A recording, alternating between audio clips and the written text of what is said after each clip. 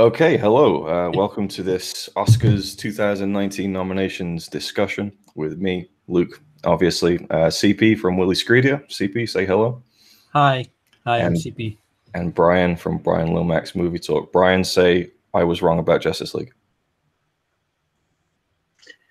I was wrong about Justice League. Hey, I'm willing to admit when I make mistakes. I was wrong about Justice League. I'm perfectly open to that. So I didn't put him up to saying that too, for the record. No, it's all right. It's a film I still like, but was I smoking crack when I did my 5-star review? Yes, I think I probably was. Good old crack smoking 5 stars. We all have them. We all have those reviews that we regret doing. Some more than others. At least mine is an ice cream truck. Let's just say that. Oh, shots fired! Shots fired. So the Oscar nominations were announced this morning, this afternoon for us in the UK, and I know Bryan has some opinions on them, to say the least. So we're just going to, in fact, before we get to the nominations, how do each of us feel about the Oscars? For me, I'll start. I really like them. I like the kind of pomp and circumstance of it. It's fun. At the same time, I don't take it too seriously. And that, well, if this didn't win, then that's an outrage, you know. But I do like it when films that I like get awards. It's kind of nice. But you know. Sure, there's some validity to it. I would say, like you know, for the longest time, it was like when DiCaprio just kept getting nominated and kept losing, which is like, guys, come on, like enough's enough. And Scorsese too, for the longest time, just you want to say you're not invested, but at the same time, you're like, all right, but this person really needs some sort of something. Yeah. Yeah, it is that double-edged sword where every year I give them a good spanking because I'm just like, you're crap, you don't know what you're talking about. But actually, I still get caught up in that machine. Exactly. In that, you know, the moment them nominations are released, that's it. I'm all over them. And I'm like, you know, any that I've not seen, boom, I'm ticking them up. Like, there's a few on there that, like if you look at the Best Picture, I mean, they're the ones that tend to grab me most. They're the ones that gravitate towards Best Picture, Best Director, Actor and Actress. They're the ones that I'm most kind of glued to.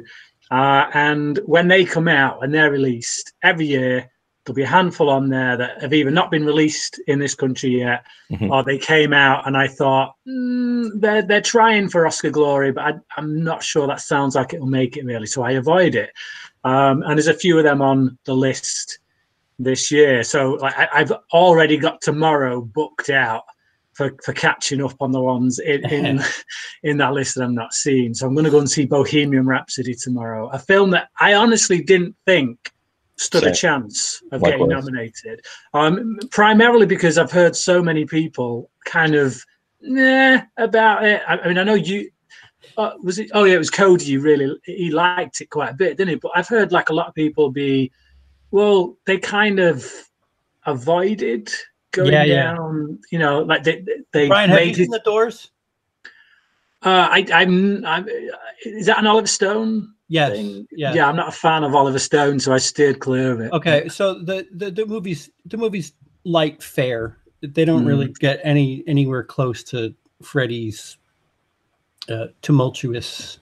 I mean, they skate near it. I mean, both of you haven't seen it, and both of you plan on seeing it soon. I'm intrigued to hear what your opinions are after a watch. I think one nomination is a bit heavy, but it's got a couple. I mean, don't get me wrong. I'm not, you know me. I'm not the kind of person who wants to go and see a film full of debauchery and stuff. Right. Sure. But also, it's that idea that you're taking a life that was kind of filled with so much stuff and maybe sugarcoating it or making it more palatable to people who may not be of a certain disposition. Sure. So because of that reason, I figured, that probably won't be in with much of a chance for the Oscars. So when it sits there in the Best Picture category, I'm like, oh, okay, now I've got to go and see it. So I'm going to go and see it tomorrow. So there's something that I'm a little perplexed at that maybe either of you can answer, but Roma being in both foreign language and Best Picture. How is that possible? That's really intriguing. And also, go on. I was just going to say, that doesn't perplex me. What perplexes me is that hasn't happened sooner. Because what usually happens, and what actually pisses me off quite a lot, is that you will get a film that is on the level of Pan's Labyrinth or Crouching Tiger, Hidden Dragon, and they won't put it in Best Picture category, but they'll put it in Best Foreign Language Film. And you kind of left there scratching your head thinking, oh, hang on a minute, that deserves to be in Best Picture. So just the fact that it is Best Foreign Language Film should be neither here nor there. If it's also as good as the rest of the Best Picture nominees, it deserves to be there. So it's a bit of a handicap, though, don't you think? Like I know if I were voting, I'd be like, all right, you know what? I'm like not even thinking of it on the same level. I'll just give it the foreign language and not worry about it for Best Picture. Like it just seems like it's a. I think it's a handicap in terms of the people who are going to vote on it, but I don't think it's a handicap in getting the recognition that the film deserves, because one, it'll most likely win. Well, let's face it, it is going to win Best Foreign Language Film. Right, if it's in the Best Picture nominations, it's getting right. I've not seen it. I still got to see it, but so I can't make a judgment on that. But let's face it, if it's in Best Picture nominees, it is getting Best Foreign Language Film. So putting it in Best Picture nominees as well is only going to serve to boost its reputation amongst the general population. So it's going to get it more views. So I don't think it's going to hurt it, put it that way. And let's face it, who these days says, oh, I'm just going to crack on the artist. Oh, I'm just going to, crack up. Like all those films that won Best Picture over the years that like no one ever watches except Luke, because he watches all those black and white crazy films from the 1930s. So,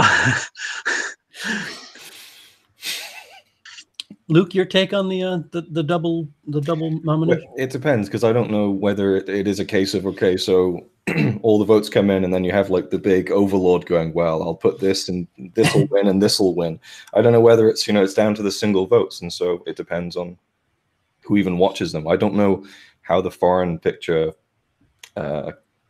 landscape is as far as we know. The animated films in the past few years have been very interesting when we saw the ballots come out, where it's like, my this vote is pretty tight too. My vote is I left my kid in the cinema and sat outside. Like that's a legitimate vote. So I don't know whether the foreign picture gets a bit more, attention from the people who do vote. I don't know who the people who do vote either, but it is intriguing. I can see both sides of it. I can see Bryan's side where it kind of helps it. I can also see the side of maybe. I mean, for me, I would say just leave it in the Best Picture because it deserves to be. And then there's another film that should win Best Foreign that probably should. But there's quite a few crossovers, which is interesting. This is another case where the Oscars, I think, helps, or at least people like me. Like I didn't hear anything about Wild Tales a couple of years back, and then it was nominated for Best Foreign Film, and what I saw of it, I was intrigued and watched it, and ended up, I think that was my favorite movie that year. And I'm not a big foreign movie guy, so like that's saying quite a bit. That's the thing I love about the Oscars is that.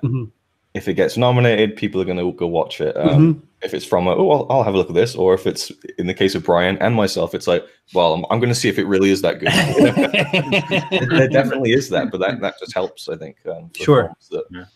Though, with a lot of the films that were nominated this year, they're fairly, popular, well-known films that most people probably would have checked out anyway. But I like it when lesser-known films get thrown in there from time to time. So. We'll just skip over the documentaries and shorts, all the shorts that no one's. Oh, apparently you can see all the animated shorts online, which is a first. Really? Yeah. So film editing, we've got Black Klansman, Bohemian Rhapsody, The Favorite, Green Book, and Vice. My kind of idea for film editing, like if I was to just throw in a nomination, would be Searching, because I really like how that film was edited. But what do you think about the editing category there? If you can even comment. I mean, again, I've only seen two of them. So, yes, I've seen one, which is Black Klansman. I definitely hear what you're saying with regards to Searching. That's certainly a film that needs a lot more planning behind it, because it's all, one take wonders kind of strung together. But I had the same kind of problem with something like that I did with Gravity. Like the fact that Gravity, did it win? I know it was certainly nominated for Best Editing. I don't know if it won. But that's a film that, I'm sorry, that's not edited. That's just very well staged. I get giving that a direction nomination, because you do all these one takes, it's all long shots. But once you've got all those long shots, it's essentially a case of the editor just putting them together like Lego bricks. Was Gravity really, like, was it mainly long takes? I can't remember. I remember the first. Oh yeah, 10, a lot of it. I remember the first 10 minutes is like an unbroken shot, but I can't remember if the rest of it is. Yeah, most. It's been a while since I've seen it. Yeah, and the same with Birdman. Like, Birdman deserves a director nomination. It doesn't deserve an editing nomination, because maybe a transition nomination. Yeah, a transition seamlessness. Yeah.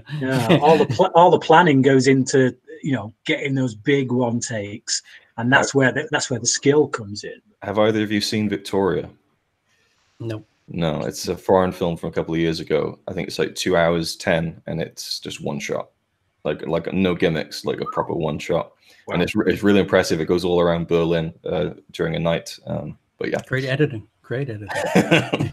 It's almost great editing. I will say about Vice, it's very, very reminiscent of Big Short. And I remember early reviews saying that the editing was too all over the place, and here we are with Vice being nominated for editing. I like the editing for the trailer of Vice. Yeah, it's all I can judge it on, really. It's quite flashy, quite. Got you. Yeah, if you've seen The Big Short, you know what to expect from Vice. See, here's the problem with me for editing. Editing's one of those strange categories, because until you've seen all the footage that the editor has to work with, you can't truly make a definitive great editing or not. Because if somebody is like shot coverage to death and the editor has got an abundance of stuff to play with, right, then, you know, the best editor in the world is obviously going to do wonders with that. If you've got a director who maybe hasn't shot enough coverage, then a great editor again can still make it look like actually that they shot enough, but that stuff goes unseen. That's the stuff that an editor kind of fixes the problems that were created in the filmmaking process. So, like, the editing nomination, the category for editing, it's one of those nominations that for me personally has always been a bit of a BS nomination, because until you're an editor and until you've seen the footage you've had to work with, you got no business kind of commenting on it. You know, it's just like you guys have all done editing. You know, but both of you done editing. You've done films. I've seen that you've done short films. You know what goes into editing, and when you're editing a short film that you've made, you come to a point where you go, "Oh crap! I wish I'd have got that shot. It'd certainly make this easier to edit." Yeah, no. You know what I mean? So medium 2-shot reverse. That's all I do. Yeah. So it's just I don't know how you can make a judgment on the way a film is edited when you've not seen what the editor's got to work with. That's plain and simple. Mm-hmm. I understand what you're saying, but at the same time, you know, we have to try and judge it on something. And for me, it's always like pacing, timing, and the favorite actually I really liked, because the way that sound was used, like they would. Have you seen the favorite yet? No. So like a scene would be ending and the dialogue from the next scene would start before the visual matches up with it. Mm-hmm. And so you're kind of figuring out where is this going. No, I just like that stuff was really well done. And some of the fades and transitions. Well, I'll throw this into the mix then. Spider-Man Into the Spider-Verse. Yeah. I thought the way that was paced, it kind of forced me as an audience member to keep up with it all the time. So, you know, if you want to talk about pacing and things like that, then I think that's a film that really nails it. You know, So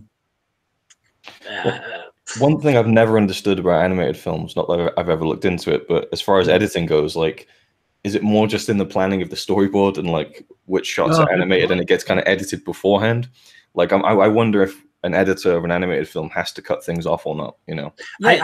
I reckon they do. I reckon that the animated bits will be longer than the stuff we see, and they'll say trim frames here, cut that, move that round. Yeah, I'm thinking like frames, really, just like it wouldn't essentially timing. just be like storyboarding personified, like the actual.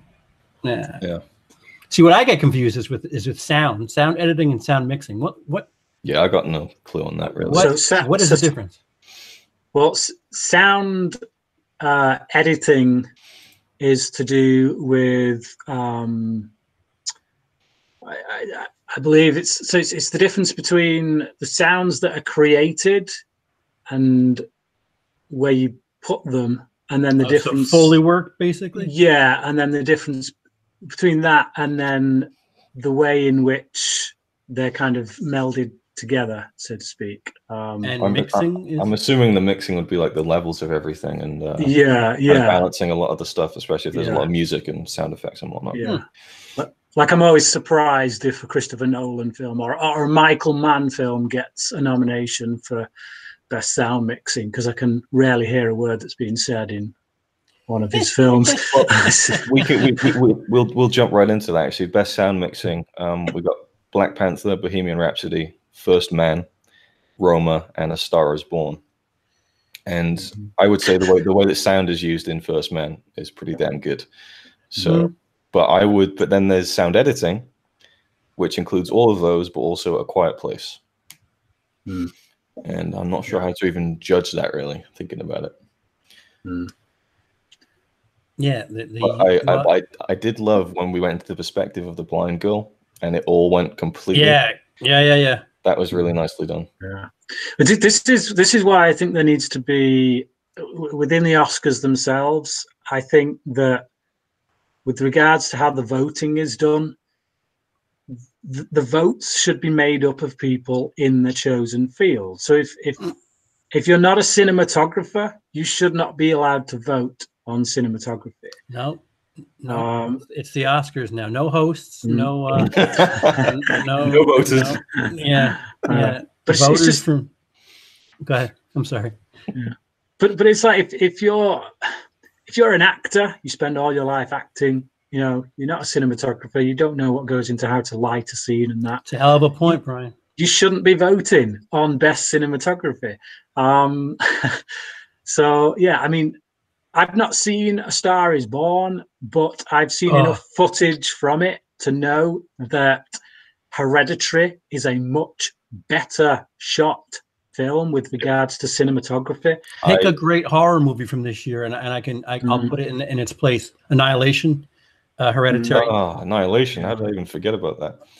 Well, I can say I've seen A Star Is Born. I thought it was fantastic, but I agree as far as cinematography is concerned. That's I was trying to rack my brain. I'm like, I don't remember anything really jumping out as far as cinematography is concerned. There's no objectivity there. That's the problem. It's like, I really love this film, so of course it's got the best cinematography. No, it doesn't work that way. Like I everything about my thoughts and feelings on Hereditary, for me, come from a purely objective level. And I say that because Hereditary is a film that completely lost me with its ending. It's a film that I'm with you. Yeah. Like for me, more obvious reasons, faith-based reasons. Sure. It's a film I won't want to watch again. It's not in line with my worldview, with the way I think. I don't want to go down that avenue. I don't care for it. So on a subjective level, I could say that film deserves nothing. No, but I can't. Like, objectively speaking, until that ending hit me, damn, the cinematography on it was insane. The way it was directed was insane. It's got one of the best performances of the year that was snubbed, you know. So you have to look at these things. She got objectively. snubbed. I didn't even think about that. Yeah, she weren't nominated. We'll get to it. We'll get to it. See, if you want to go more mainstream, Mission Impossible Fallout had really good cinematography. Yep. amazing cinematography. I'm trying to like undercut it a little bit because I don't know. Wait. But there's no under. We can't talk about cinematography. We're not cinematographers, so. Oh, Bryan is. The thing is, like, it's an action film, therefore it's instantly dismissed. I'm sorry, but they put a camera in places and do things with it in that film that no other film last year did. You know, that's like it's not camera trickery, it's not special effects.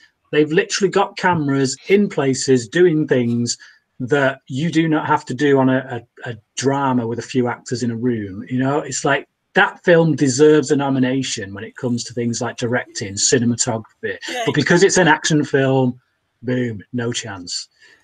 Some unique use of light there. There's one shot that sticks out to me from Fallout where they're in the boat under the whatever the streets in France, and the lighting's coming in and the boat is coming into the lighting. I just thought that was a really neat shot. Never mind. I was watching the special features on that film on the Blu-ray, and I could tell in the film during the helicopter scene that he was actually flying it for some of it. But if you watch the special feature, he's flying it for the whole. He's flying it through those like crevices, and it's ridiculous. Yeah, unbelievable. Just as a side note. It's just like I think when you say cinematography, people who don't actually know what they're talking about just assume that it's all about how it looks from a lighting perspective. But it's not. It's about movement of camera, positioning, things like that. You know, it's so it's just, yeah, you can have a film that looks pretty. That doesn't mean it's got amazing cinematography. Like, so we just had a comment from CJ4 Film who said that sound editors assemble the sound and mixers cut it with the footage. So yeah, it's an interesting bit of info there. So should we just jump to the cinematography then, since we're on that kind of discussion? Sorry, guys. We have The Favorite, Never Look Away, which I haven't heard of, Roma, A Star Is Born, and Cold War. So for me, I think Roma, have you seen, either of you seen?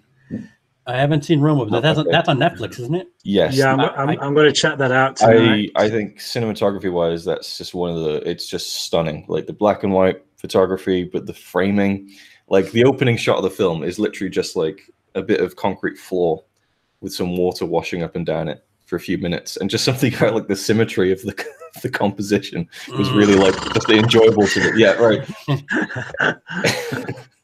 And then just in general, one of the best shot films I've seen in a long time. But excuse me, Cold War for me is easily my favorite as far as that's concerned. He just has a very unique way of framing his films. What's his name? Pavel Pawlikowski. But I think Roma will probably easily take that one. And favorite from, I mean, I'm going on what I've seen in the trailer. There's a lot of like borderline fisheye shots in that film, I would say like 90% of the film looks awesome, and then there's that 10% where it's like fisheye lens, which I can understand him trying something different, but it just makes me think of a 90s music video. Okay. And when you take that and put it into like a period piece, it just kind of threw me off a little bit. But I mean, that's just my preference, I guess. Well, admittedly, I've not seen any of these nominations for Best Cinematography, so I can't comment on them. I wouldn't like to slate them because I've not seen them. But if I was making my own list based purely on the films I've seen from last year, I would throw Mission Impossible Fallout in there for the reasons I've already stated. I'd put Annihilation in there. Yes. I would put Hereditary in there, which for me would probably be the winner, and I would also put Outlaw King in there. I'll throw another name into the list. Bad Times at the El Royale was shot rather that was nicely, if you ask me.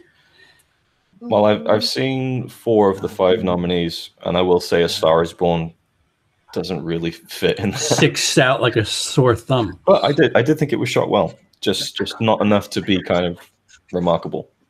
Yeah, not top 5. That's for That's for damn sure. Mm. Not gonna, don't wanna. See now, Isle of Dogs. Can you count that for cinematography? Because technically it's in the animation category, but it's also shot with cameras. Mm-hmm. Like, granted, it's frame by frame by frame, but I remember there was some stuff in that where I was like, man, this looks nice. I think that's where, like, technically they don't really think about it in those terms, you know, which it's the curse of animation, I think, unless it's Pixar. But isn't animation, because it's essentially, I mean, that they're using like there's a depth of field to it. Mm-hmm.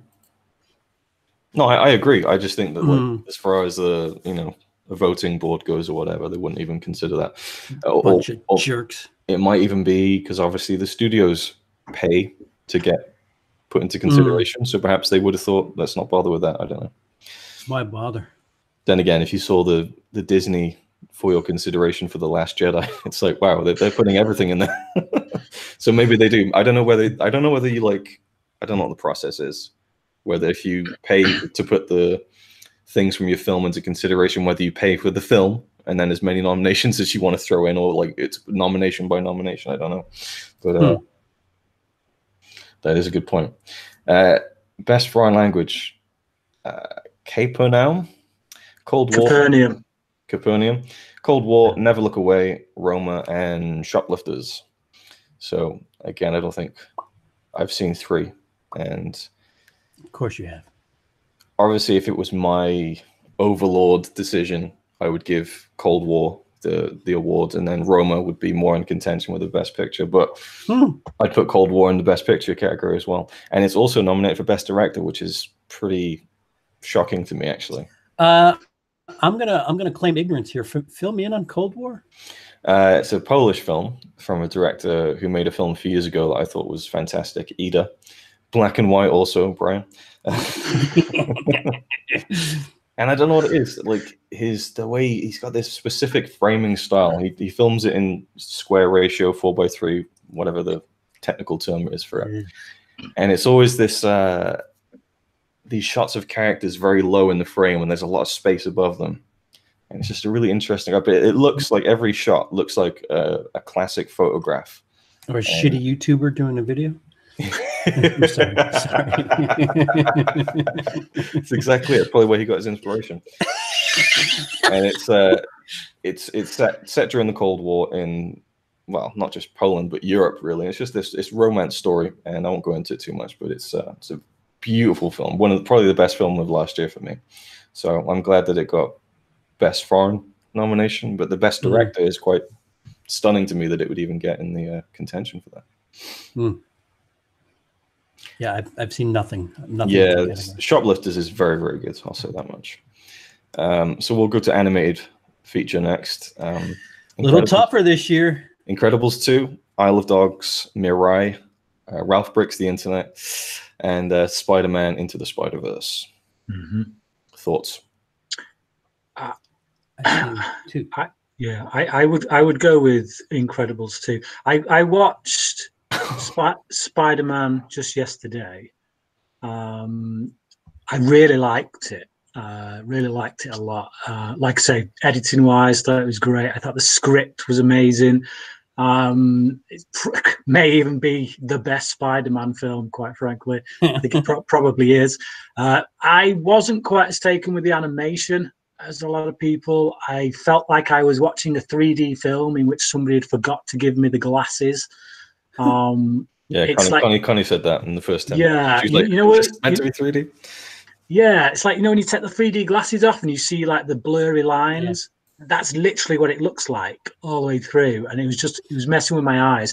And during action sequences, it moved so fast that I thought I was having an epileptic fit. It was like, slow it down, man, slow it down. But everything else about that movie was fantastic. But I think just because Incredibles 2 doesn't have any of those kind of niggles for me, I think I would go for that with regards to best animated. And you haven't seen Isle of Dogs, huh? I've seen Isle of Dogs, yeah. And you would put Incredibles 2 above Isle of Dogs? Yeah, I loved Isle of Dogs. It's just, and I think on a technical level, if we're being objective, if I was going to be objective, like I said before, I think it's a technically better made film. You know, if we were talking about direction, cinematography, that kind of thing, I would say it's a technically better made film. But with regards to story, script, it falls a bit short for me in some areas, just because it seems to kind of go all over the place and about the houses. Doesn't seem very focused. It's like a dog with a bone, basically. It's running all over the place. And for me, it was a bit like, simmer down, find your focus. Like, there's a character in there that Edward Norton does the voice for, and him and a few of the other characters just get dropped at one point. And I literally, like, I get to the end of the film and I suddenly realize, hang about, where did those characters go? And it's literally like Wes Anderson just thought, yeah, I'm done with them now. I'll move on to something else. So for me, that's why I would give it to Incredibles 2. I just thought that had a bit more focus, a better through line. So. CP, your take on the? Yeah, no, I've only seen Isle of Dogs and Incredibles 2, and I've heard great things about Spider-Man, but in watching Incredibles 2, without knowing anything else about anything else, I remember thinking this might be the year that Pixar has a hard time, because it's good. I don't think Incredibles 2 is incredible. It could have been the mood you were in at the time. Yeah, it could have been. Yeah. It certainly could have been. I certainly did rush a lot of movies in December, so that's quite possible. But we were talking about cinematography before. If Isle of Dogs should count for cinematography, so again, back to objectively, technically speaking, I feel like Isle of Dogs has a lot. Has a lot more to say. And was crafted better, a better film than Incredibles 2. What do I feel like? There's a lot of like I say, there's a lot of technical aspects with regards to it that I would put above Incredibles 2. Right. But just from the way it tells the story. Not the way it tells the story, but the story that it tells. I'm more inclined to go with Incredibles 2. I think the Edward Norton character, wasn't that part of the group at the beginning? Because they do meet up with them again. But I do remember thinking that I enjoyed those characters a lot, and I wish they'd been in it more in the end, or at least had a part to play. For me, Incredibles 2 was good. I think for me is I never was a big fan of the original. People talk about it so much. So I watched it for the first time maybe 5 or 6 years ago, and I liked it, but I didn't love it. And so likewise, I think it's really good. Really enjoyed it. Loved the style of it, the kind of 40s-esque, kind of 50s-esque, kind of almost noir kind of homaging. But Isle of Dogs is one of my favorite films of the year, and I think that it's the best film in the category. But I would give Spider-Verse the if I was, giving the awards out. I think I have to watch that movie. I think for me, like, when I saw the trailers, I thought, okay, it looks right. And I was like, oh my God, it looks incredible. And I'm like, what am I not seeing? To me, it looked like it was cheap, because it looked like they only animated every other frame, because there's like a jerkiness to the animation. Yeah. I later found out that's exactly what they did, 12 frames per second. But when watching it in a cinema, it translated much better than on a computer screen to me, and it was jarring for the first 10 minutes. Like Bryan said, there's a bit where it's like, is that out of focus? Is it not properly? I think I read they were trying to pay homage to like comic books that weren't printed properly or something, which seems like a weird thing to kind of make a focal point of your design choice.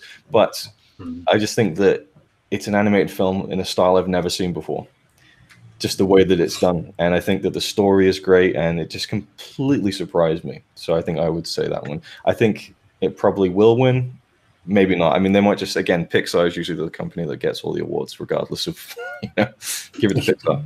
But I will just say, for some perspective, Isle of Dogs is my number 10 film of last year at the moment. I love Bryan Cranston in that. I thought he gave a really good performance in that film. That's 12 for me. I don't know where I put it. It used to be my number one. It's not anymore. Has anyone seen? Oh, you haven't seen. Bryan, have you seen Ralph Breaks the Internet? No, I liked the first one. I wasn't I wasn't massive on it like a lot of people. It was one of those kind of films where that was good, but I don't feel like I ever need to see it again. I get a huge Emoji Movie vibe from the trailer, and my uncle has it for me, and I just haven't been able to. I haven't seen the Emoji Movie, but it's very good. Ralph Breaks the Internet, but it's really? Okay. It's nothing overly great, I don't think. There's some fun kind of internet-y jokes, and the villain of the film was really interesting. I was kind of like, huh, okay. It's a bit weird, but all right. But yeah, it's good. It's worth watching. Best documentary feature. Hey guys, have fun. Yeah. So yeah, moving along. Well, I'm really disappointed because there's one film that I think is one of the best films of the year that was, I know it was shortlisted and it didn't get a nomination, sadly. Shirkers. Have either of you heard of it? No.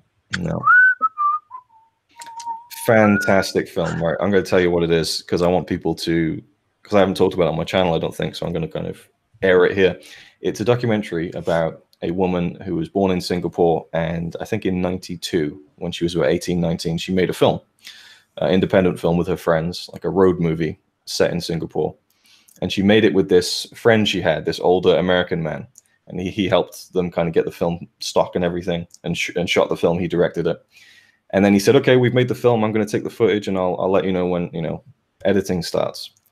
And they never saw him again. So they poured 6 months of their life into this or whatever. And this guy just stole the footage.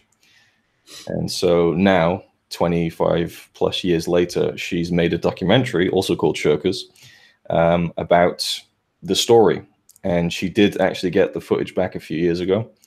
And it's just a crazy story. And part of it is like a kind of celebratory, just kids actually being creative and making their film. And it's so inspiring. And then it just turns into this detective thriller where she's trying to track down why he did this to her, It's hysterical that you say that, because I was going to bring up the one of the documentaries I saw that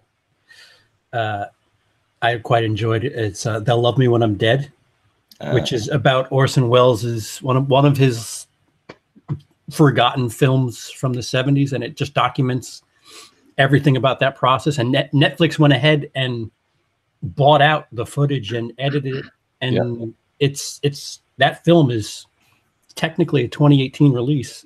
I still need to see it. I've watched, there's another making of as well. There's two of them. Really? Yeah, and there's a scene where they just, a moment in the documentary where they show all the footage, and it's just cabinets of reels. It's unbelievable the amount of stuff that they recovered. Yeah, really interesting. But yeah, Shirkers, Netflix, hour and a half. It's a great film. Definitely check it out.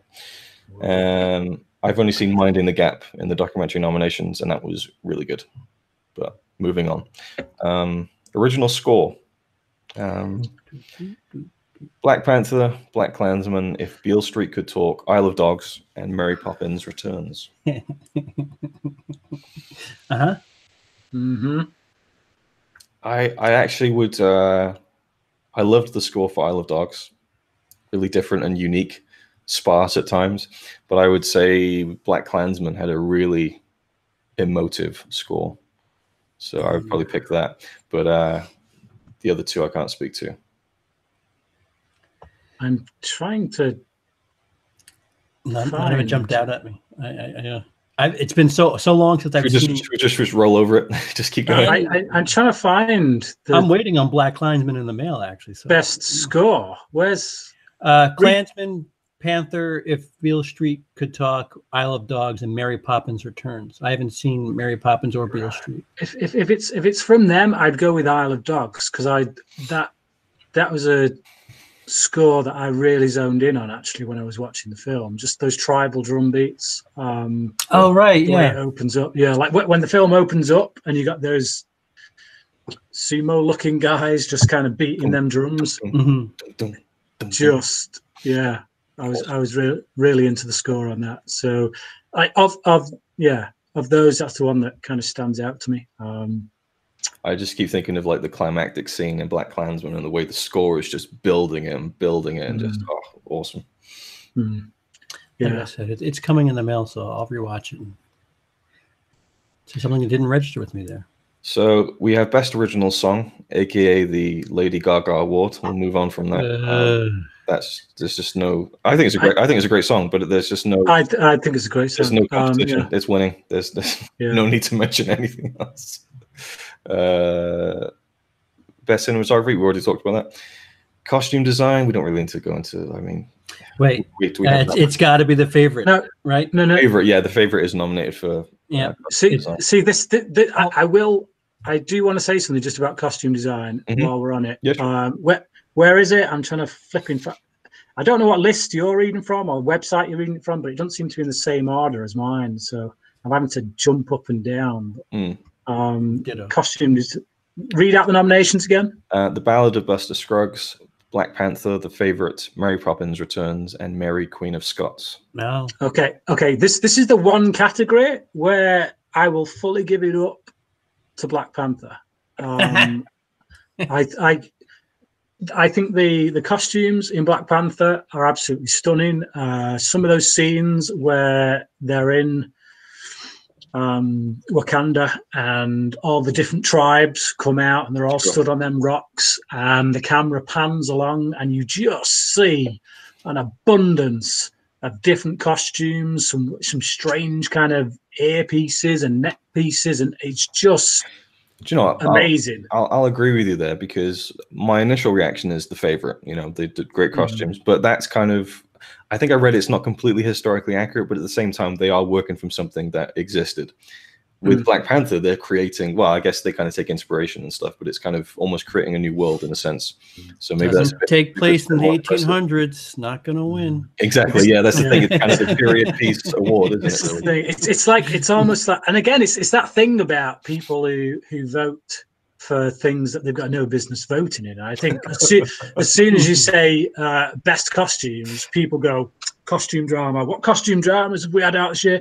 Favorite, it's been nominated for best. That's the one to go for. It's got some dresses in.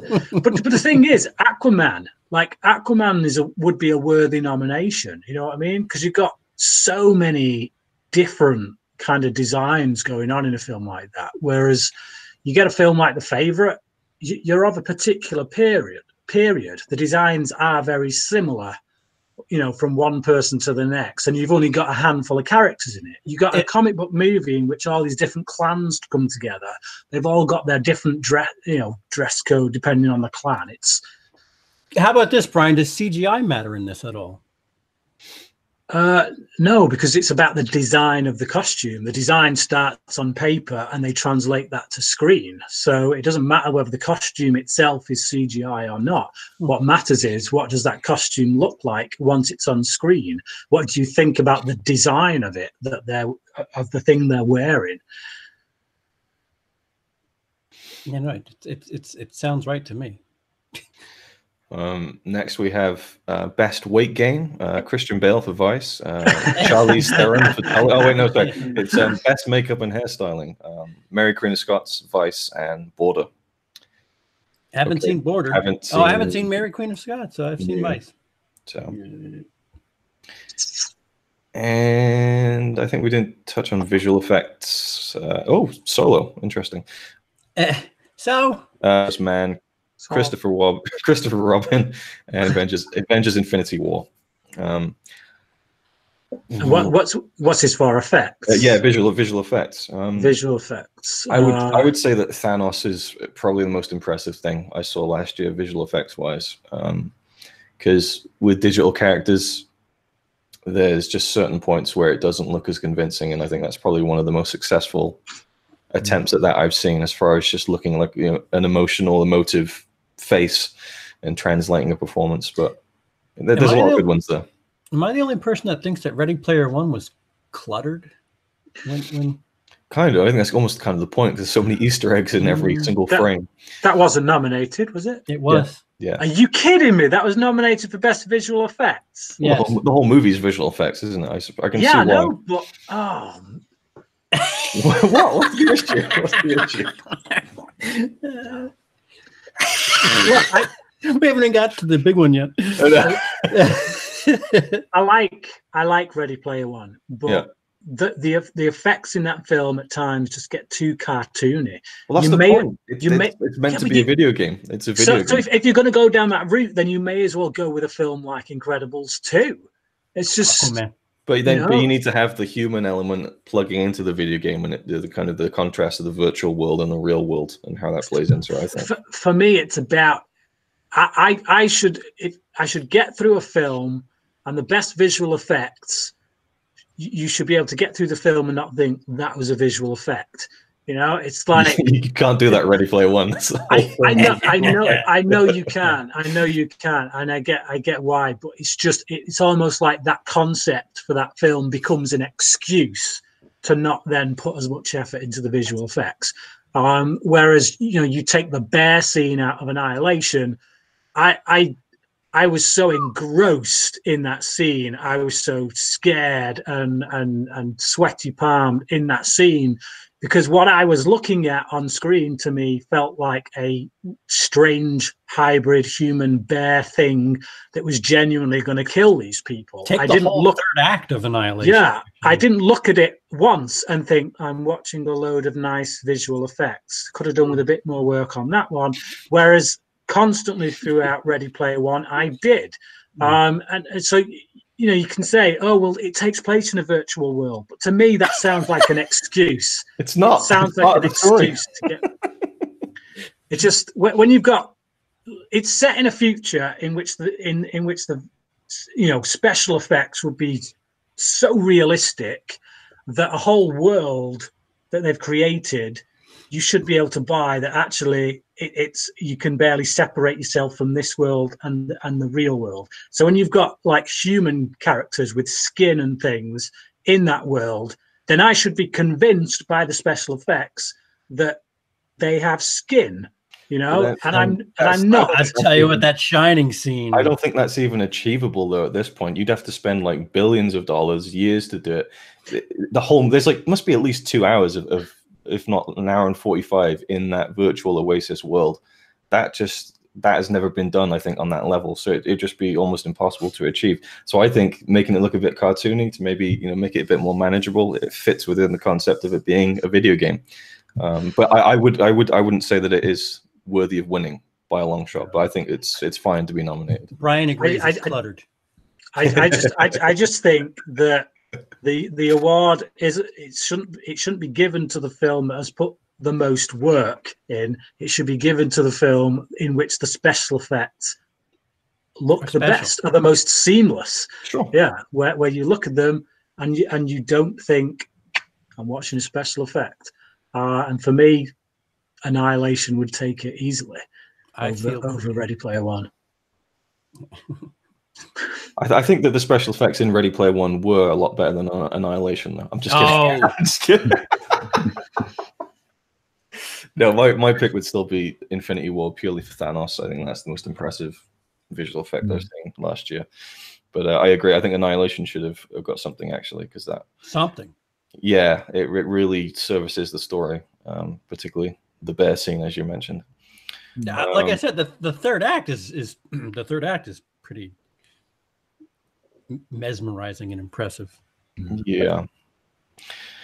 So we got the script, best adapted: A Star Is Born, The Ballad of Master Scruggs, Black Klansman, If Beale Street Could Talk, and Can You Ever Forgive Me, which I haven't heard of either. Black Klansman. I not to give the game away, but Black Klansman is my fourth favorite film of the year. Yeah, it's pretty high for me too. I thought it was absolutely brilliant. Yeah. I know there's a lot of people being a bit sniffy about Spike Lee getting the director nomination. Oh, really? I actually think that if you're gonna nominate one black film this year, this is the film to nominate. I think Black Panther is a token effort. It's a political move. And I think it steals attention away from a film that is genuinely brilliantly made on every conceivable level, which is Black Klansman. I thought it was I think if there's anything that Spike Lee deserves that attention for in the last 20-25 years at least, it is Black Klansman. I mean, he does have a certain little gimmicky thing that he does every now and again, and there's that one scene where the guy speaking at like the small theater or whatever, and like what he was doing in that kind of took me out of it. But was it with the faces? Yeah. Like, I really like that. I thought it was really kind of cool. He gets, I mean, you know what? If Scorsese did it, I'd be like, wow, that's pretty neat. So I could just be just an absolute punk about it. But no, yeah. I agree. If there ever was a Spike Lee film that deserves the attention, it's for the last 2 decades or so. It's got to be this. What I loved about the film was that it kind of allows you to be entertained by a story that is really quite heavy hitting. It has fun with itself, but at the same time gives the important parts of it reverence enough. What did you think of the ending? Because a lot of people hated that final I loved it. Yeah, I did. People were like, it's too political. For me, it was showing me this story throughout the whole film and going, oh wow, it was horrible how things were back then. And then it's like, boom, it ain't, it's still around. Nothing's changed. Nothing's changed. It was a proper gut punch for me at the end. So I thought it was well done. If you're gonna watch one of 2 movies this year, that or The Hate You Give, you want to talk about heavy-handed?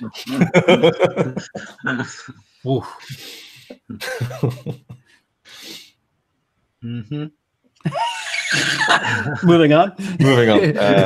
So, best original screenplay, we have Vice, Roma, Green Book, First Reformed, and The Favorite. I've heard nothing but great things about First Reformed. I really, really liked First Reformed. I loved it, actually, I think. But it's difficult. It's difficult again when you say like best screenplay. Like it's because I think most people think, oh well, the best dialogue. It's often not all about the dialogue either. No, it's creating the story and the way that the film is presented and the tone and everything. Yeah. But I don't know on that one actually. I can't really, because I've only seen The Favorite, First Reformed, and Roma. So yeah, I'm kind of. I've only seen Vice. Well, there you go. That's your pick. Gotta be Vice. From what I've seen, Vice. Clear. I would say The First Reformed just because it hasn't been nominated for anything else, I don't think. And that's out, right? Isn't that that's on home media at this point? Yep. Yeah. I got it on Blu-ray and watched it a couple of weeks ago. All right, so it seems like we haven't got much to say about that. Well, can I just is Isle of Dogs? That's an original, isn't it? It's not based on anything. Yep. Right. I would say Isle of Dogs deserves a nomination. I'd agree. So. So best supporting actor, Mahershala Ali for Green Book, Adam Driver for Black Klansman, Sam Elliott, A Star Is Born. Oh, Richard E. Grant in Can You Ever Forgive Me, and Sam Rockwell in Vice. Sam Rockwell is barely in Vice. Really? Oh, right. Barely. Is it one of those? What's his name from Bridge of Spies? He won a couple of years ago. Oh, I know what you're talking about. Why is it eluding Mark Rylance? Yeah. Gave a great performance. I think he's in the film for about 8 minutes or something. Which it's fine, I guess. But it's okay. I don't know. It gets a good 10 minutes or so. So 10. Yeah. I'm still raw about Sly not winning, I have to say, on that one, but that's just me. See, I don't even think Sly should have been nominated, but then you're full of shit. He should not. So I've seen 2 of these even, so I haven't got much of an opinion. I've seen 3. Adam Driver, I mean, I really like what he's doing lately, and I really liked him in Black Klansman. It's a difficult role to play, I think, for a few reasons. But I need to see the other ones before I make a. You know damn well if he's the only actor that wins from that movie, there's going to be a social media stuff. Oscar's so solo. Yeah. Best Supporting Actress, Amy Adams in Vice. Speaking of barely in the movie, she's married to. Oh wait, no. All right, I spoke out of turn. Sorry, go ahead. Okay, Marina Di Tavira from Roma, Regina King, If Beale Street Could Talk, and Emma Stone and Rachel Weisz for The Favourite. Yeah, screw them for not putting Emily Blunt in for A Quiet Place, because, yeah. I'd put, well, I guess. I'm just thinking like whether it be supporting or just Best Actress, but I would agree. I think, yeah, she's great in that. Yeah, I've only seen Vice, and I've misplaced Amy Adams in that movie, so I have nothing to say. I say just split the award between Emma Stone and Rachel Weisz because they're both fantastic in that film. And after that, we have Best Actor. Christian Bale in Vice. Bradley Cooper, Star is Born. Willem Dafoe at Eternity's Gate. Rami Malek, Bohemian Rhapsody, and Viggo Mortensen for Green Book. I've seen 3 of these. And 2 of them have singers. I've seen 1. So, Brian? Yeah, I think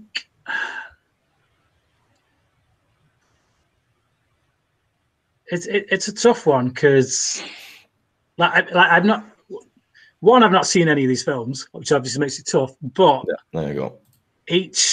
Each of them, I've seen enough of their performances to understand why they've been nominated.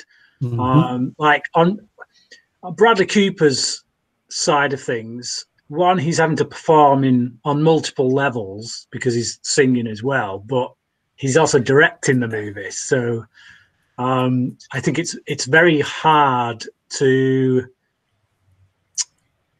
navigate your own performance when the only person you've got to kind of call you out on stuff is you. Nobody told him to do it that way.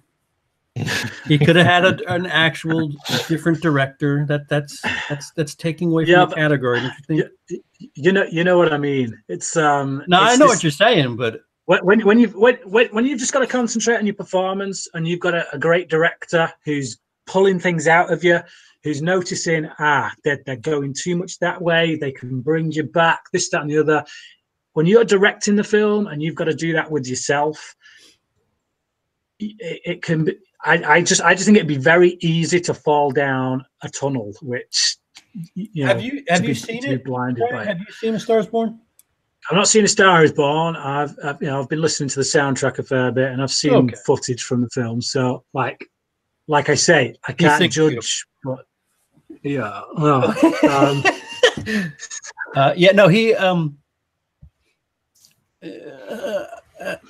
I wouldn't say it's Bradley Cooper's best work. I mean, the character is drunk. Movie's over. Yeah, like I say, I'm not saying that I think he should get it because he's doing the directing. I'm just saying there's different things that separate each of them. Like with Christian Bale, he's got his usual thing of, and I don't say this to dismiss the performance because it's still what he puts into it, but the whole weight thing, the whole being so committed to the role you're doing that you will do that. I loved in the trailer for Vice. There's like the obligatory shot of him like in just shorts with no top on, just like sticking his guts out, like yeah. It's like if I've done this, you're gonna damn well show it on camera. And then.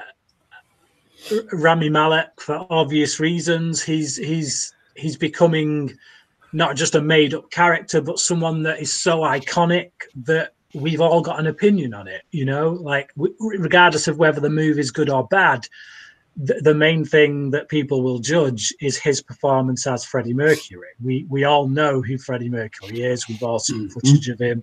So I think he has the biggest challenge in that respect, because if he's off point even a little bit, then that film fails and people will reject it. So honestly, without having seen any of them, I think the one who's probably got the strongest chance of winning is Rami Malek.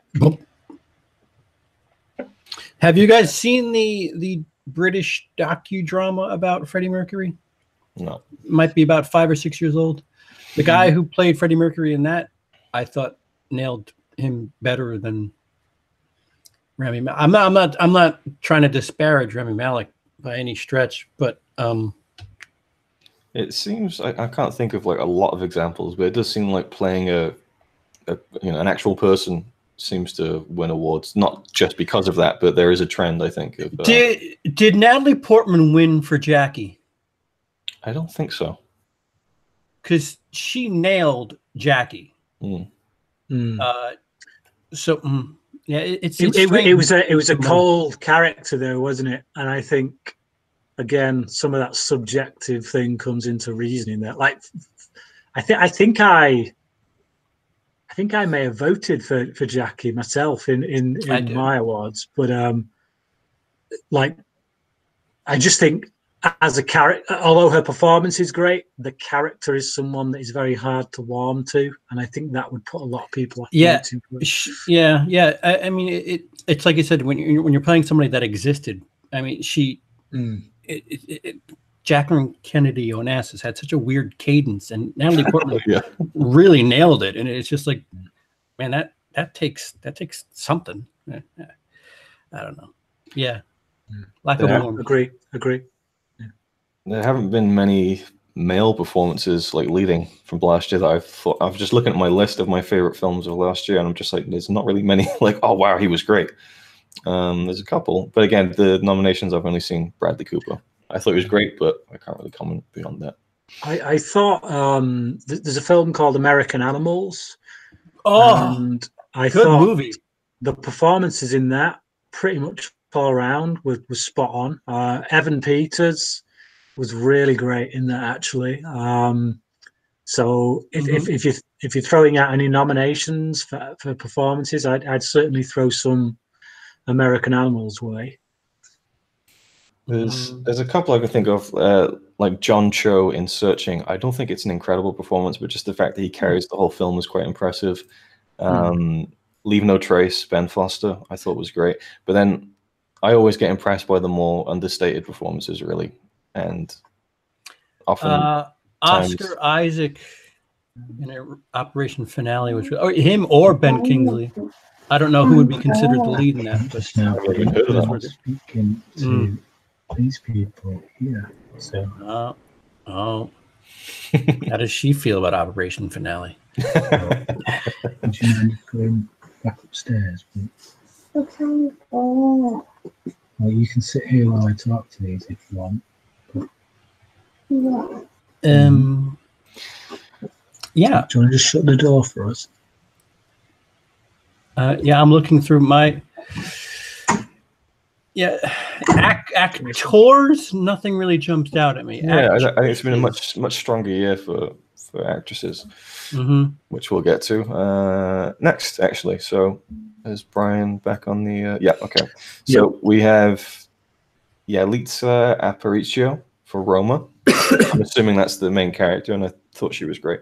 Glenn Close for The Wife. Haven't seen. Olivia Coleman for The Favourite. Lady Gaga for A Star Is Born, and Melissa McCarthy for Can You Ever Forgive Me? All right. There was only one nomination for me, really, and she didn't get nominated, and that was Toni Collette for Hereditary. Yep, I am completely 120% behind that. I think it's... and I'm 240% behind that. I'm 460. That's a performance right there, but, you know. Unfortunately, Melissa McCarthy. That's interesting. I haven't heard of that one. I'm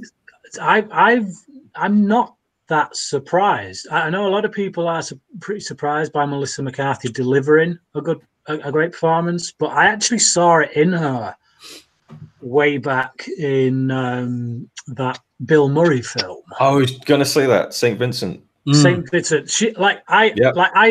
I hadn't seen much of Melissa McCarthy from a comedy stuff when I watched St. Vincent. I'd heard about her. I knew she was a comedian, but St. Vincent was one of the first things I watched with her in, and I thought her performance in that was incredible, really incredible, really, really good. So I was quite surprised on the back of that actually most of the things she'd done were these kind of typical, gross out comedy type stuff. So I always knew that was in her somewhere, that if she was given the chance, that she could pull something out of the bag. So it doesn't surprise me at all that she'd end up with a nomination at some point.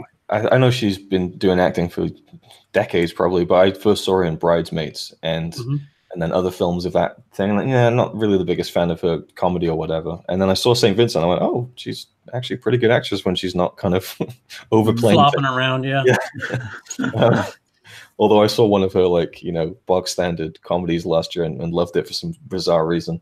It's one of those, not even a guilty pleasure. I really enjoyed that one. I forget what it's even called now. And the year, something of the party, Life of the Party. Yeah, it looked abysmal, and I really liked it. It was abysmal. So sue me. There was that one she did, Identity Thief, as well. It's not a great film, but there are moments in that where, again, she does show her acting chops. I remember a scene where she's sat at a table and her character shifts.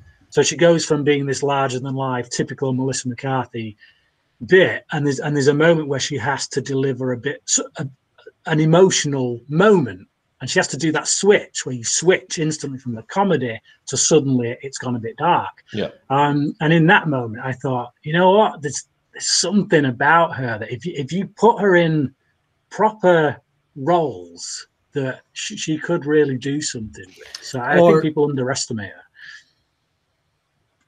Yeah, Rosamund Pike in that movie where she's in the Middle East last year. That great performance.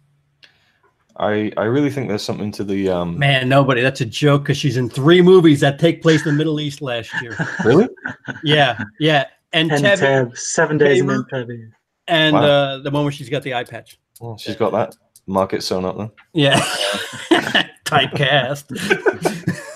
Sorry. Didn't mean to interrupt with a joke. I was going to say, I really think there's something to the trend that, again, comedy is subjective, whether you think someone's funny or not. But successful comedians translating to drama, there's quite a good track record there, especially with men like Tom Hanks, Jim Carrey, Steve Carell, Charles Patterson, Robin Williams. And, so I'm not surprised either that she has given a good dramatic performance, but I haven't seen it. But now I want to, so that's a good thing. Right. I thought we were talking about before. Yeah. But do you think the showy kind of glitzy Lady Gaga? Yeah, is that effect just going to give her the kind of automatic win, or do you think a more interesting choice will win? Well, they opened up the voting, didn't they, to a bunch of mouth breathers? So, for lack of better term, I mean, I want to see Olivia Coleman win because I think she was great. I don't think Lady Gaga is going to get it, to be honest. I think they'll give her the consolation prize of giving her best song, but I don't think she'll get best actress. I'll say this: I thought she was great in the film. Not amazing, but like really, really good. There's one bit in A Star Is Born that I thought, and it's when the 2 characters get married. Spoilers, and it cuts to her reaction of looking at him when they're getting married, and just a single tear rolls down. And I was just like, oh, are we still doing that single tear business? Like it just was the Denzel Washington tear. Oh, it was so like artificial. I mean, if I had to pick between the two of them, I'd rather give it to Lady Gaga than Bradley Cooper, to be honest. Yeah, I'd agree on that. Yeah, but I thought he was good too. I loved Olivia Colman's Golden Globe speech. If any of you see that, just very British. Just mainly talking about how she liked the sandwiches and just said, "Yeah, I had a fucking blast." It's just like everyone's just pissed themselves laughing. But yeah, I think she was great in The Favorite. That would be my pick, I suppose. But again, only seen a few of those nominations, and I would obviously want Toni Collette to be in the conversation, but obviously not. Best director, then we're getting towards the end. Alfonso Cuarón for Roma, Yorgos Lanthimos for The Favorite, Spike Lee, BlacKkKlansman, Adam McKay for Vice, and probably the biggest shock for me of the whole nominations is Pavel Pawlikowski for Cold War. How about Ari Aster for Hereditary? No, okay. Yeah, I would agree that needs to be in the conversation as well. But I guess they just pick and choose when they want to kind of give horror films recognition, I suppose. Yeah, when they're politically relevant, you mean? I didn't mean that.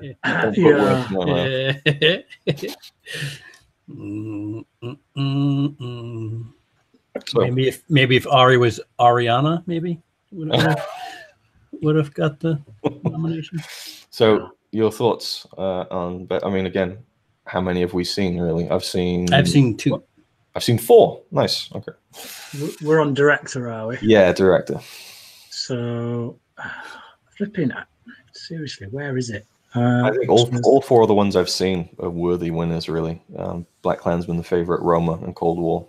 I don't think Cold War has a chance in hell of winning, but it's nice that it's there. Right. You know what? If there's going to be, it's got. I've only seen 2, but I'd give it to Spike.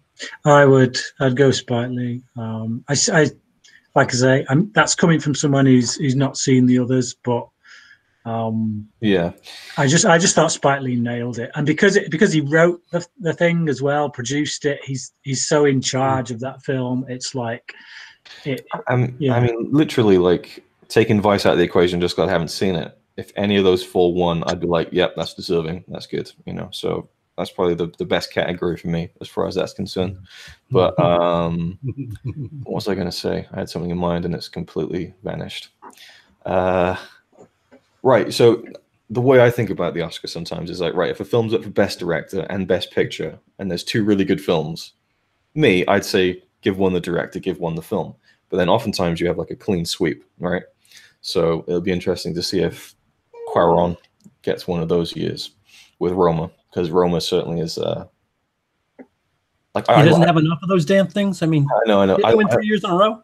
See, I loved Roma. I thought it was phenomenal, but I think people are talking about it like it's one of the kind of great films of our time. So I think I'm going to have to watch this movie tonight. It's really getting a lot of buzz. So I'm intrigued to see, because I mean he could essentially win Best Director, Best Foreign Film, Best Film, Best Cinematography. He shot Roma. He's the cinematographer as well, so he's up for a lot as a singular person. Yeah. Speaking of a force that can't be reckoned with. Best Picture. Best Picture. We have we get to it. Going in reverse alphabetical order. Vice, A Star Is Born, Roma, Green Book, The Favorite, Bohemian Rhapsody, Black Panther, and BlacKkKlansman. I want you to say Black Panther the same way you said Bohemian Rhapsody. Now, I'll agree. For me, I wouldn't even put Black Panther in like my top 3 favorite superhero films, but I did love it, and I did think it was great. But essentially, to me, it is very much the Marvel movie. It's one of my favorite Marvel movies, but it's I don't know. It's intriguing. It is not even in my top 25. It's not in mine either, no. I need to see it again, though, to be fair. I saw it in 4DX, which, number 1, felt like I'd kind of been assaulted for 2 hours. And 2, there was an entire row behind me talking throughout the entire film, just having a discussion between themselves. They pay a premium price, £15 a ticket to come and have a conversation they could have had outside instead. And so throughout the entire film, whether it's an action scene or a quiet emotional moment, they're just talking. But even after all that, I quite enjoyed it. So I need to watch it again and give it my full attention, I think. Sure, that's what it needs. Well, Brian, go on. Black Panther, just what the heck? Seriously, What is that doing there?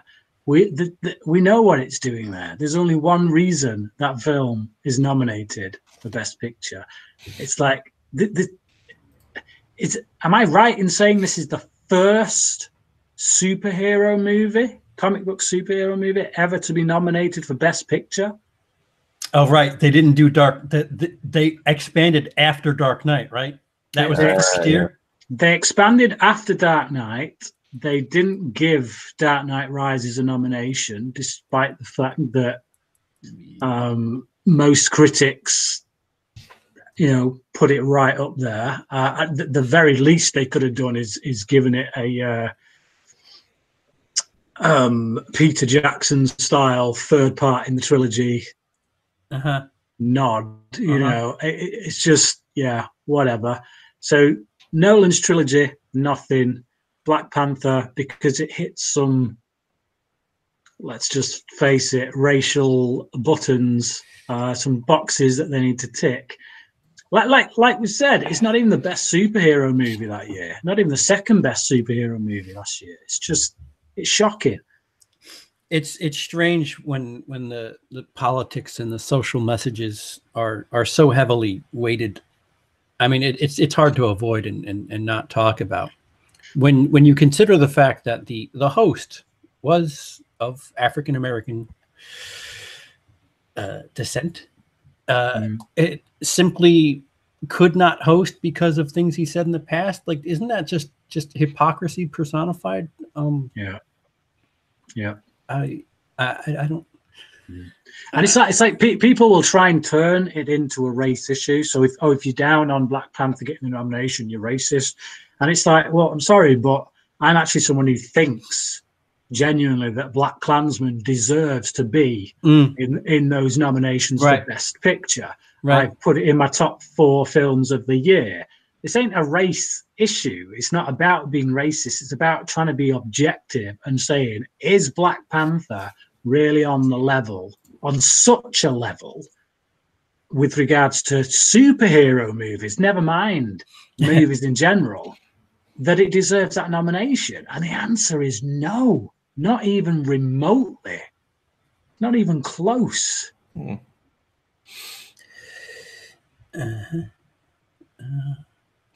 I'm wondering about Bohemian Rhapsody as well, because that's one that just really surprised me, because it came out and most people were kind of, like you said, Brian, mixed on it, either pretty good or nothing special.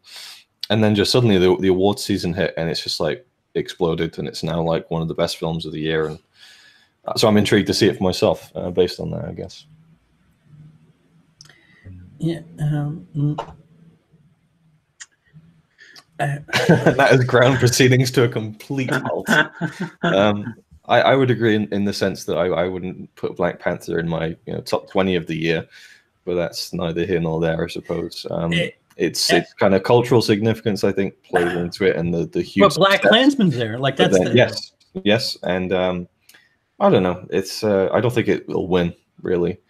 But how many are there? There's 1, 2, 3, 4, 8 this year. See, and going back to the whole social whatever, Annihilation, nothing but women, really good movie.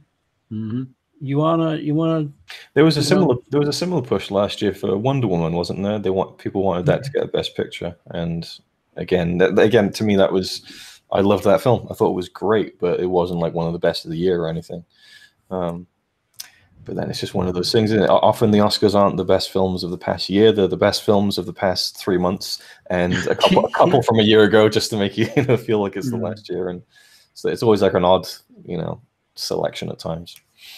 But who do we think will win Best Picture? I look in the past 3 years. I've done ranking videos for all the Best Picture nominees, and certainly 2 of those years, the film I put at the bottom of my ranking won Best Picture. And last year it was Shape of Water. That was kind of like, it wasn't top of my ranking. It was maybe a little bit below halfway down. So Black Klansman on that kind of on the strength of that knowledge, probably doesn't stand a chance in hell of winning. Excuse me. I'm allergic to bad picks. No. So I can't bring myself to consider the possibility that Black Panther would actually win, and that this isn't anything more than. Well, do you know how? But that being said, when you think about the political maneuverings that would go on behind the scenes, you know, all the black voters are going to be voting for one of those two films, and I think it's most likely going to be Black Panther. So it does stand a pretty damn good shot of winning, unfortunately. Not only that, but do you know the math of how the voting goes? No. If there's a tie, or I see, this is where I need Lindsay, my 2 cents of nonsense. There's something where if there's a tie, they take one film away and then they revote again, and like there's a chance that a film that was in third place when they first started voting wins because of ties, and like it really, the way they do the math is for the voting is really bizarre, and this year, if any, looks like it could get really sloppy in this instance, where something like you know, Bohemian Rhapsody wins just because everybody else was knocking each other off. So there's a comment here, right, from A Touch of Film, and obviously Roma. Obviously, Roma is a Mexican film.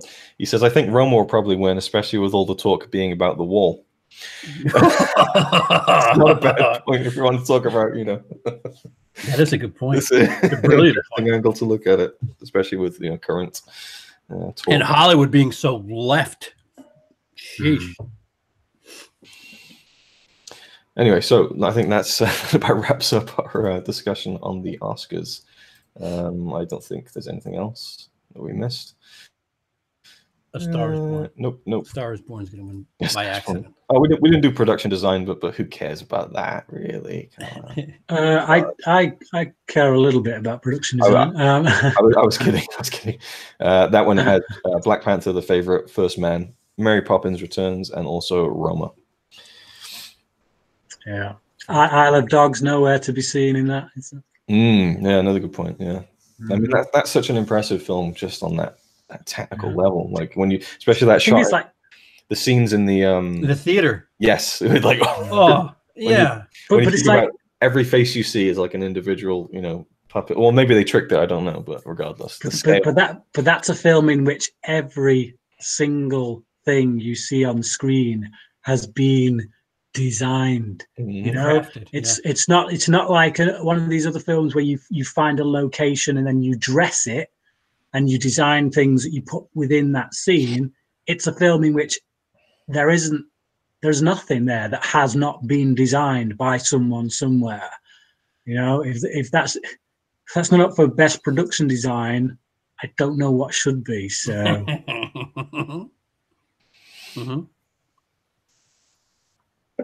Anyway, we'll find out in just over a month, I guess, who's going to win. And again, you know, as much as I feel like it doesn't really matter, I do kind of get wrapped up in it. It's fun, and well, the large scale problem is if this political social movement, if there's some wind behind it, then we're gonna get like this flood of. Like I said, The Hate You Give is just so heavy-handed, and felt so try-hard, and was released pretty late in the year. And can't we just make good movies? Like, does it have to be? Oh, this is a good movie with a black guy. This is a good movie with a female director. I mean, I get it. I get it that there's problems that. With white males and Scarlett Johansson playing everything but a white female, but you know, but it's if the awards are just for great achievements in insert category here, then it I don't know. There's no way I can finish this statement without sounding like a jerk. So, it just popped into my head, actually. Something we can end the discussion on, which we haven't touched on yet, is the announcement, I think, last year that they were going to introduce a Best Popular Film category, which was immediately met with a lot of scorn. And I think a lot of that was directed towards people who thought that would be their way to give Black Panther an award without putting it into Best Picture. And then that Best Popular Film category was quickly... scuttled. Drawn back and taken off the table. So, but now Black Panther's nominated for Best Picture anyway. So, right, but theoretically, what would you have liked to see if there was a Best Popular Film? Do you think that would have been one where something like Mission Impossible would get involved? Do you think? I hope horror films perhaps would get involved? Like, for me, it'd be Mission Impossible Fallout, without a doubt. Either that or Avengers. Or Hereditary. Yeah, that's a good point. Yeah, I don't think Hereditary qualifies as popular. Yeah. What is the That's what I was thinking when they first announced it. I was like, right, so is it based on like receipts? Yeah. Quiet Place then? Yeah, Quiet Place I think would probably do it. I would have liked to have seen a bit more love for A Quiet Place, actually, thinking about it this year. Emily Blunt, she gave such an amazing performance in that film, man. Yeah, and I really appreciate it. And you know how much I like performances where people don't speak. So it's half your Blu-ray collection, isn't it? More than half. It's a good chunk. So we'll leave it there. Thanks for joining me, guys, to chat about this. It's been fun. Maybe we'll reconvene and talk about the winners. Probably not, but it's fun to kind of go over and have a chat about it. So, well, you guys are doing my drafting again this year, right? Sure. Yeah. If you do it. All right. Well, I don't know. I had to say that live. Sorry. Enthusiasm 101. Didn't I win that last year? You guys tied last year. We never figured out how the hell to square that, too. All right. Well, that's it from me, from CP, from Brian. Toodles. Have a evening. Morning, afternoon. Good afternoon, good evening, and good night. Yes.